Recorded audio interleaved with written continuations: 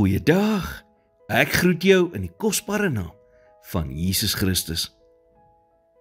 Is jy iemand wat net almal om jou tevrede wil hou? Is jy bang dat as jy nie almal tevrede gaan stel nie, dat mense teleurgesteld in jou gaan wees? Die feit is, mense gaan teleurgesteld wees in jou, in my en in almal.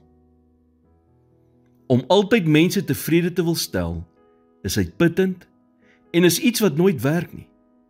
Want dit is nie eens moontlik om een persoon die heeltyd tevrede te stel nie. Ons is nie geroep om mense se opinies bo God se opinie te stel nie. Hoeveel keer het 'n mens nie al in die struik getrap om wat mense van jou sê te stel bo wat God van jou sê nie? Jy sien dit gebeur selde dat mense die hele dag bekommerd is oor wat God van hulle dink. Tog spandeer mense ure in 'n dag om bekommerd te wees oor wat ander van hulle dink. Spreuke 29 vers 25 sê, die vrees vir die mens span 'n struik, maar hy wat op die Here vertrou, sal beskut word. Elke keer as jy 'n besluit neem, gebaseer op wat ander mense sal dink, saai jy saad vir mislukking in jou lewe. Jy besef dit dalk nie, maar om te lewe volgens die goedkeuring en opinies van ander, veroorsaak meer probleme in jou lewe as enigiets anders.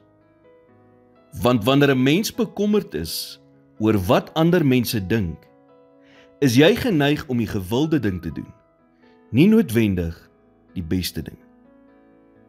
Dan maak jy beloftes wat jy nie kan nakom nie, bloot omdat jy probeer om almal gelukkig te maak. En dit is 'n resep vir mislukking. Nooit moet jy jou identiteit koppel aan die opinies van ander of aan wat mense van jou dink nie. Laat God eerder jou identiteit bepaal. God se goedkeuring en plan moet altyd 'n mens se nommer 1 fokuspunt in hierdie lewe wees, want ons is geskep vir hom.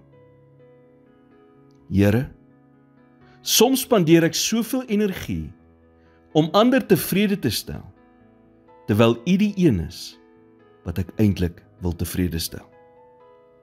Vergewe my dat ek soms toelaat dat die opinies van ander mense my weerhou om met my hele hart op U gefokus te wees.